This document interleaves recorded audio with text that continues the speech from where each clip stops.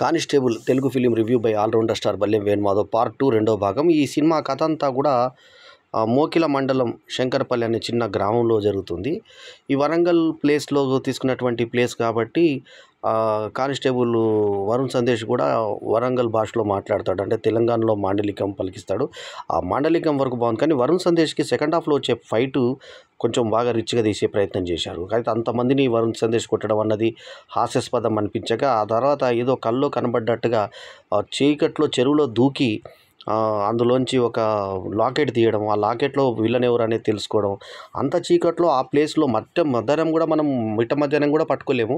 అటువంటి చీకట్లో ఆ పొలం దగ్గరే లాకెట్ ఎలా ఉందనేది దర్శకుడికి హీరోకే తెలియాలి. అంత అవివేకంగా ఉంది ఆ సీను. ఇక కాశీగా వరుణ్ సందేశ్ నటన ఆకట్టుకునే విధంగా ఉంటే, కీర్తి నిత్యశ్రీ లుక్స్కి ఇందాకే చెప్పినట్టుగా ఆమె టైట్ ప్యాంట్స్తో చాలా మంచి టైట్ ఫిట్స్ అందాలతో బాగుంది ఆ అమ్మాయి. సో ఆ అమ్మాయి కన్నా కూడా నటన ప్రకారంగా అంటే ఆ అమ్మాయి చాలా చిలియాకిగా యాక్ట్ చేసింది. కానీ ఆమె కన్నా కూడా మనకి ఇంకొక పాత్ర, విలన్ పాత్ర చేసిన అమ్మాయి చాలా అద్భుతంగా యాక్ట్ చేసింది. ఆ అమ్మాయి ఆ క్యారెక్టర్కి సూట్ అయింది. భవ్యశ్రీ నూతన నటి భవ్యశ్రీ సాలిడ్ పర్ఫార్మెన్స్ ఇచ్చింది. ఆమె చాలా బాగా చేసింది. మధులిక చూడ్డానికి బాగుంది. ఈ అమ్మాయి భవ్యశ్రీ చూడ్డానికి బాగుంది. చందమామలో మచ్చ ఉంది, నాలో మచ్చలేదు అన్న తర్వాత ఓ చిన్న ఇది పొడుచుకుంటూ వచ్చిన తర్వాత ప్రభావతి డాక్టర్ దగ్గరికి వెళ్ళిన తర్వాత దీనికి ఇంకా మందులు ఉంటాయి, వాడొచ్చు, కానీ ట్రై చెప్పలేమని అన్న తర్వాత ఆమెని తోటి స్నేహితులందరూ అసహించుకోవడం వల్ల ఆమె పడే వేదన, బాధ అది కొత్త టైప్లో ట్రై చేశాడు డైరెక్టర్. దుబాసి మోహన్ కూడా తన పర్ఫార్మెన్స్ని బాగా చేశాడు. ఆ ఫస్ట్ హాఫ్లో ఉన్నటువంటి ఏదైతే ఐటమ్ సాంగ్ ఉంటుందో ఆ ఐటమ్ సాంగ్కి తీసుకున్న మోడల్ మాత్రం ఈ పాటకి సరిపోలేదు. ఇంకొంచెం బాగా పెట్టాల్సింది అనిపించింది. తర్వాత నిర్మాణ విలువలు చెప్పాలంటే ఇందాక చెప్పినట్టుగా కొన్ని పట్టిన సన్నివేశాలు క్లియర్గా లేవు, కొన్ని లాజికల్ మిస్ అయ్యాయి. తర్వాత వేలాడుతున్నటువంటి శవం అవన్నీ ఆ సీన్లు బాగా తీసిన, ఫైట్ బాగా తీసిన, కొన్ని సన్నివేశాలు తేలిపోయాయి. చివరాఖరికి మనకి ఈ క్యారెక్టర్స్ మాత్రం దుర్గా, పూజ, ఆ తర్వాత ఈ కీర్తి, ఇట్లాంటి భవ్య చేసిన క్యారెక్టరు కీర్తి, అట్లాంటి క్యారెక్టర్ పేర్లు గుర్తుండిపోతాయి మనకి. కాశీ, ఆ తర్వాత కాశీకో బావ, సూర్య తాగుబోతు, అంత తాగుబోతు కూడా తనకు వాళ్ళ అక్క పాత్ర ఎవరు, ఈమె చేసింది, మన బాహుబలి ఫేమ్ కల్పలత చేసింది, ఆమె పుష్పాల తల్లిగా చేసిన ఆమె. సో ఆ మొత్తానికి వీళ్ళందరూ క్యాస్టింగ్ బాగుంది, బాగా చేశారు. తర్వాత అతను తాగడానికి డబ్బు అడుగుతాడు, వాడుకోమని భర్తను తిడుతుంది, అవన్నీ మొత్తానికి అట్లా ముందు పర్ఫార్మెన్స్ ఒక తెలంగాణ కానిస్టేబుల్ ఏ రకంగా ఇబ్బంది పడ్డాడు, ఎమ్మెల్సీ కొడుకే ఇది చేశాడు అన్నప్పుడు అనుమతిగా వెళ్ళిన తర్వాత ఇంట్లో వాళ్ళిద్దరి మధ్య వాగ్వాదం, ఆ తర్వాత ఆయన తరఫున మనుషులు వచ్చేసి ఇతన్ని ఆ ఫైట్ చేసి ఆ ఫైట్ చాలా భారీగా తీశారు. ఆ చేతిలో కందీళ్ళు పట్టుకొని ఆ ఫైట్ సెవెన్ తీసుకొచ్చినాక ఆ కందీళ్ళతో అంతా ఫైట్ చేసి మొత్తానికి వాళ్ళని పరిగెత్తిలాగా చేస్తాడు. హీరోని చూసి వాళ్ళు ఎందుకు పారిపోతారు అనేది చూపించారు. చీకట్లో హీరోయిన్ ఒక మూగాతన్ని వెంబడిస్తారు. ఆ మూగాతన్ని ఎందుకు కొడతాడు హీరో అనే దానికి రీజన్ లేదు.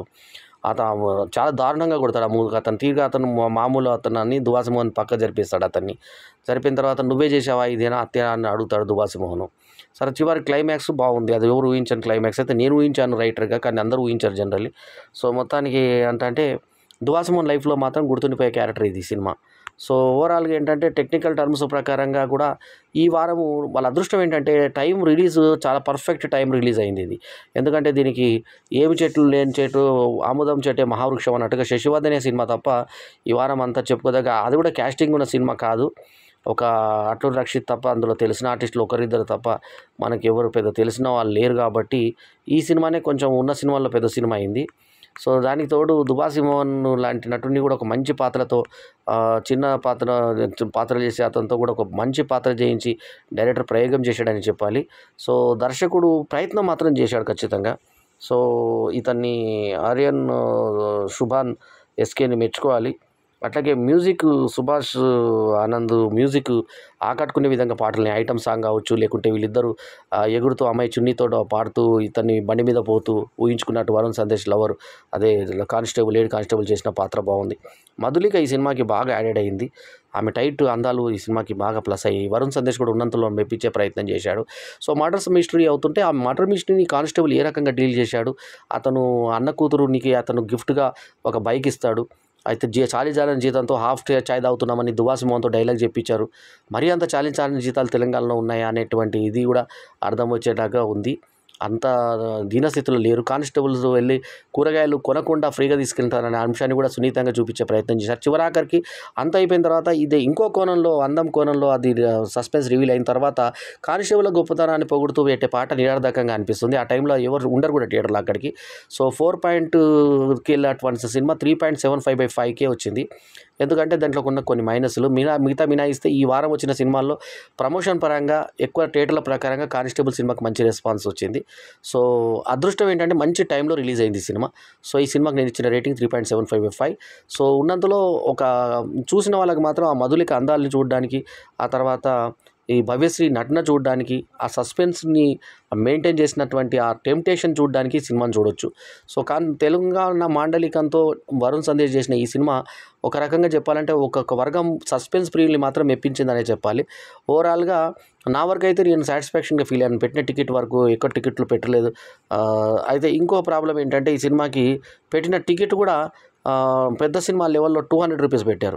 150 పెడితే సరిపోయేది, కానీ 200 పెట్టారు. వరుణ్ సందేశ్ లాంటి హీరోకి కూడా 200 పెడితే పరిస్థితి ఎటుపోతుందనేది అర్థం చేసుకోవాలి పరిస్థితి. సో ఇది మల్టీప్లెక్స్లో పరిస్థితి. చిన్న సింగిల్ స్క్రీన్స్లో తక్కువ ధరనే ఉన్నా కూడా ఈ 200 మళ్ళీ పైన ధర ఇంకా దారుణంగా, పైన టికెట్లు ఇంకా హెచ్చుగా పెట్టారు.